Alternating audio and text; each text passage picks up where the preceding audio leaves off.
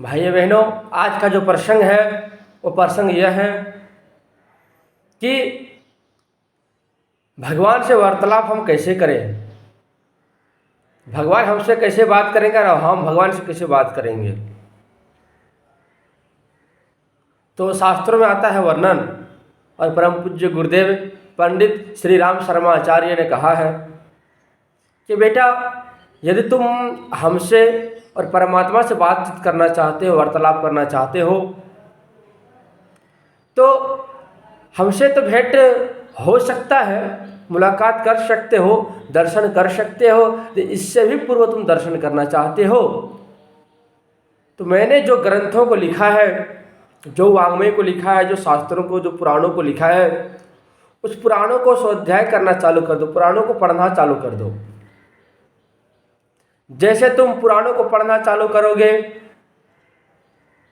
जैसे जैसे तुम्हारे मन में अच्छे चिंतन आएंगे, समझ लेना कि बेटा अच्छा चिंतन और स्वाध्याय के रूप में भी हम तुमसे बात कर रहे हैं। श्रीमद् भगवत गीता में कृष्ण कहते हैं अर्जुन से कि हे अर्जुन, यदि तुम हमसे भगवान की तरह अच्छे कार्य करना चाहते हो, तुम हमसे वार्तालाप करना चाहते हो, साधना करना चाहते हो, रहना चाहते हो, तो हमेशा अपने हृदय में श्रीमद् भगवत गीता का जो श्लोक है उस श्लोकों को पढ़ना। तुम जैसे जैसे तुम पढ़ते जाओगे वैसे से तुम मेरे से वार्तालाप करते जाओगे। यही है सत्य, यही है वार्तालाप भगवान से। यदि हम भगवान का भक्ति अच्छे मन से करें, अच्छे कार्य से करें, परमात्मा हमेशा कहते कि बेटा उस व्यक्तियों के अंदर मैं हमेशा रहता हूँ, हमेशा रहता हूँ। उस व्यक्तियों का जिंदगी को मैं कल्याण करना चाहता हूँ। मैं हमेशा कहता हूँ कि बेटा तुम मेरे शरण में आओ, तेरा जिंदगी सार्थक मैं बना दूंगा। और जो मेरे शरण में आया है उसका जिंदगी को मैं कृतार्थ बना दिया हूँ, परमात्मा कहते हैं। लेकिन मेरे शरण में आना पड़ेगा तुमको, मेरे कहीं भी रास्ते पर चलना पड़ेगा, तब हमसे तुम वार्तालाप कर सकते हो, हमको तुम जान सकते हो कि मैं कौन हूँ। परम पूज्य गुरुदेव ने एक पुस्तक का लिखा है, जिस पुस्तक का नाम है मैं क्या हूँ। उस किताब में लिखा है कि व्यक्ति कौन है, उसका चरित्र क्या है, उसको पढ़ने से व्यक्ति का जो जीवन होता है ना वो सुधर जाता है।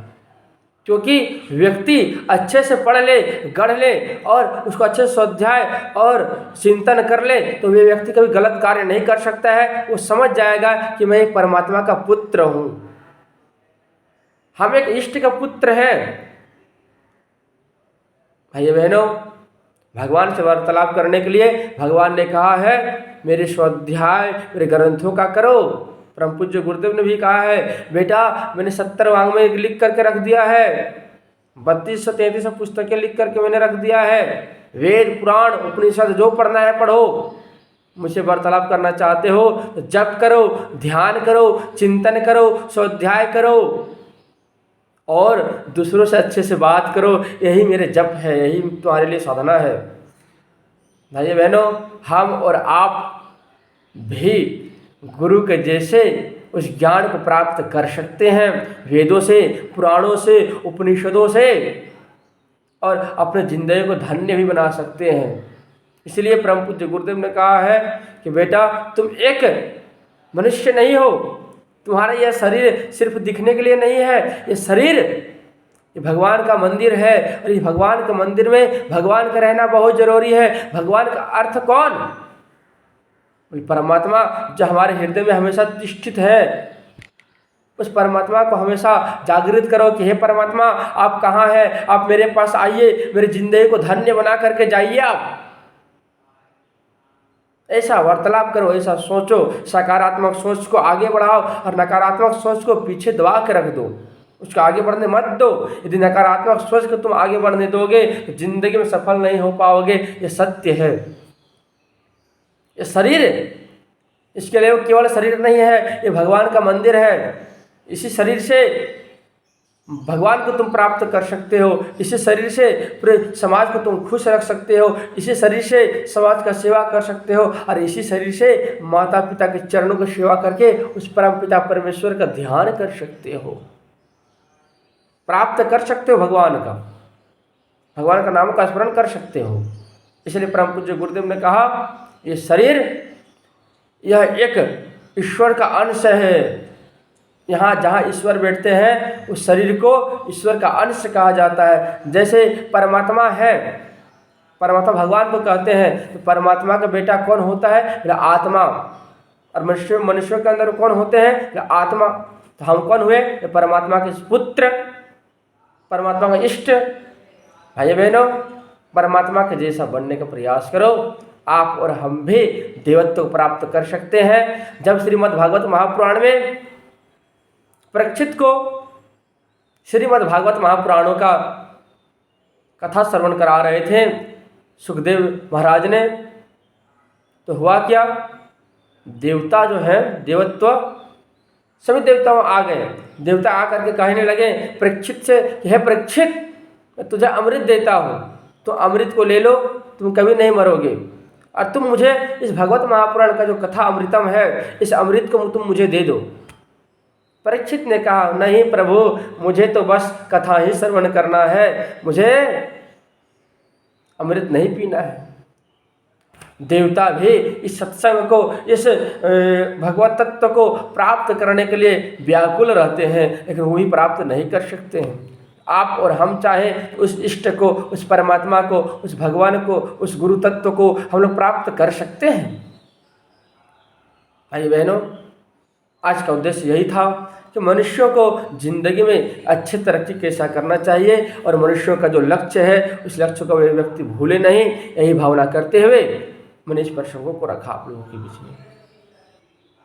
क्योंकि शास्त्र कहता है कि बेटा धर्म कर, इसलिए परम पूज्य गुरुदेव ने कहा धर्मो रक्षति रक्षता। बेटा जो धर्म की रक्षा करता है, धर्म उसकी रक्षा करते हैं। जब आप संकल्प ले लेते हैं ना कि भगवान का रक्षा हम करेंगे, तो भगवान भी संकल्प ले लेते हैं कि बेटा मैं भी तुम्हारा रक्षा अवश्य करूँगा। तो जैसा आप कर्म करते हैं उस कर्मों के अनुसार वैसा फल आपको मिलता है। इसलिए परम पूज्य गुरुदेव ने कहा तुम एक ईश्वर का अंश हो, तुम एक बहुत महत्वपूर्ण व्यक्ति हो, तुम्हारे अंदर में विवेक है। 84 लाख योनियों में किसी के अंदर में विवेक नहीं बताया गया है, केवल मनुष्य के अंदर में विवेक बताया गया है। ये विवेक है क्या? कहा जाता है ये विवेक सत्संग को कहते हैं, जो सत्संग की ओर खींच के ले जाए इसको विवेक कहते हैं। जो अच्छे कार्य करवा दे उसको विवेक कहते हैं। जो हमेशा अच्छे कार्यों को करने के लिए प्रेरणा दे, साधना करने की शक्ति दे, उसको विवेक कहते हैं। इसलिए रामचरितमानस में कहा गया है बालकांड में, बिनु सत्संग विवेक न होई, और राम कृपा बिनु सुलभ न सोई। भाई बहनों, बिना सत्संग से व्यक्तियों के अंदर विवेक नहीं आता, विवेक प्राप्त नहीं हो सकता। विवेक को तुम प्राप्त करना चाहते हो, भगवान के तत्वों का, भगवान के कहे हुए रास्तों का तुम चयन कर लो। भगवान ने कहा है कि बेटा मेरे रास्ते पर चले हुए व्यक्ति को कभी दुख नहीं आ सकता। तुम मेरा कार्य करो, मैं तुम्हारा कार्य करूँगा। तुम मेरे लिए एक थोड़ा सा कार्य तो करके देखो। तेरी जिंदगी को मैं धन्य नहीं बना दूँ तो फिर कहना। भाई बहनों, ये जिंदगी जो है केवल सत्कर्म करने के लिए मिला है। ध्यान से सुनना, यह व्यक्ति जो है सत्कर्मों को भूल गया है, और हम लोग जो सोचे हैं ये शरीर केवल ऐश मौज करने के लिए मिला है, खाने पीने के लिए मिला है। तो शास्त्र कहता है नहीं, ये शरीर खाने पीने के लिए नहीं, भोग विलास करने के लिए नहीं, संसारिक कार्यों में लगने के लिए नहीं, और मोह माया के चक्कर में पड़ जाने के लिए नहीं। ये शरीर क्यों मिला है? शास्त्र कहता है ये शरीर केवल परमात्मा के भक्ति के लिए मिला है, क्योंकि परमात्मा की भक्ति करने से व्यक्ति का मुक्ति मिल जाता है। जैसे जैसे व्यक्ति भक्ति करता है वैसे वैसे व्यक्तियों के अंदर में मुक्ति आना चालू हो जाता है। जीते जी भक्ति कहा गया है, और मरने के बाद व्यक्तियों को मुक्ति मिलता है। भक्ति करोगे तब तो मुक्ति मिलेगा, और भक्ति नहीं करोगे तो क्या मुक्ति मिलेगा। जिंदगी में सफल होना चाहते हो ना, धन के पीछे भागना बंद करो। सफल होना चाहते हो तो परमात्मा के पीछे भागना चालू कर दो, क्योंकि परमात्मा के ही नाम में शांति है, भक्ति है, ऐश्वर्य है, धन है, दौलत है, लक्ष्मी है। लक्ष्मी कौन?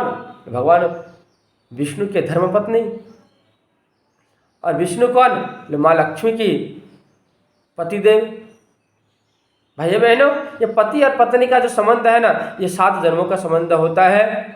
और ये 7 जन्मों में व्यक्ति मनुष्य को छोड़ के अपने अहंकार में घुस जाता है। इसलिए शास्त्र कहता है अहंकार से छूटो और परमात्मा की भक्ति में लीन हो जाओ, यही तुम्हारा जिंदगी सार्थक होगा, यही तुम्हारी जिंदगी सार्थक होकर धन्य बनेगा और तुम ईश्वर को प्राप्त कर सकते हो। ओम शांति शांति शांति। इस कथा के लिए आप लोग श्रवण करने के लिए बहुत बहुत धन्यवाद। परमात्मा आप लोगों की ज़िंदगी में रहे। ओम शांति शांति शांति। राम राम।